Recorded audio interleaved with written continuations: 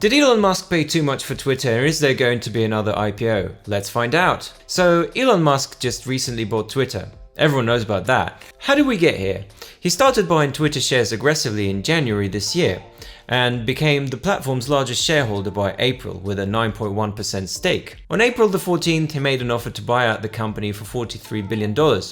And after months of doing the Elon Musk thing and keeping everyone guessing, he finally proceeded with the acquisition. In the process, he blamed the company for having too many spam bot accounts and was probably trying to cut a better deal considering the stock's volatility. But after threats of legal action from Twitter, he finally bought the company on the 27th of October after selling $8.5 billion worth of Tesla shares, at the final price of $44 billion, leaving one extra billion on the table as a tip. But analysts think that's way too much, like Dan Ives from Wedbush gives Twitter a value of $25 billion, some give an even lower figure. Twitter had a fairly successful IPO in 2013.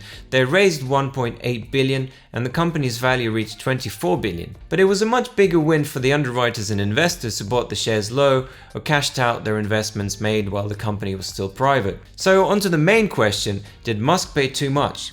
On the one hand, it really is a cool thing to buy a platform like that, and it's hard to put a price tag on it. Mark Zuckerberg wanted to buy it for $500 million, but that was in 2008. So it really depends on what Elon Musk wants to do with it. And as usual, Musk is saying two different things at once. He's saying that it's not so much about money, it's about free speech, it's about rescuing the platform, which to be fair probably made him more money than when he paid for it. But he's a businessman, so it's a little strange he paid so much because he knows a thing or two about investing.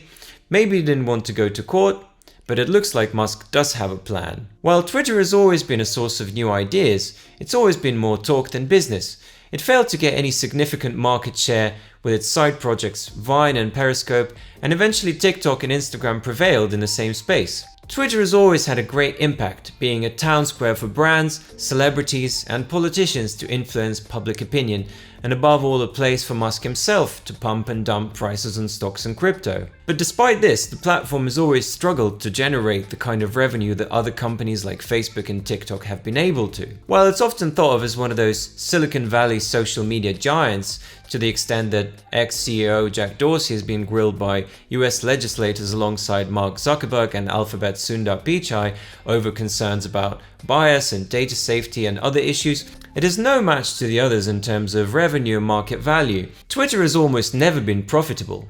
It became profitable for the first time in 2018 and also made a profit again in 2019, but it has been unprofitable again to this day.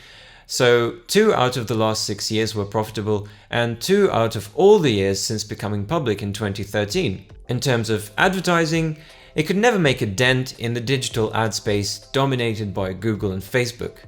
And since Musk took over, a string of high-profile advertisers have left the platform, including General Motors, Pfizer, United Airlines, Audi, and Carlsberg. Musk himself said that he wants to move away from the advertising revenue model, but it's hard to imagine how that's going to work. The self-appointed Twitter complaint hotline operator has announced some plans and began massive layoffs on Friday the 4th of November, including firing several top executives. So what's going to happen next? He's mentioned charging $8 per month for the blue badge, but Stephen King has already refused. It's unclear how many people and organizations will actually subscribe. It's likely that Twitter will become part of Musk's mysterious Project X or the Everything app, a bit like WeChat, a Chinese instant messaging service that has financial and taxi and other services.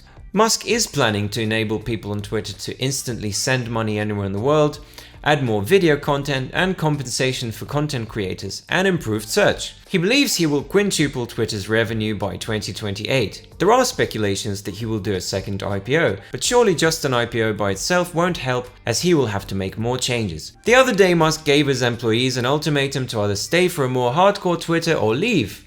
This more hardcore Twitter would be more demanding, more engineering focused, and probably less about sitting on beanbags all day and talking about the importance of pronouns, political correctness, and cancelling people and opinions that the Ministry of Truth considers dangerous. So whether or not there will be another Twitter IPO in the next few years, given Elon Musk's reputation for disruption, it is going to be a spectacular show of Twitter's transformation. It's likely we're going to get a new exciting service with lots of new features. Maybe even every Tesla will come with 3 months of free Twitter. Who knows? Let's hope that it will be a place for learning, healthy discussion, inspiration, creativity, and respect towards people of all cultures, and that it will create love and peace in the world. Yeah, well, here's a fact.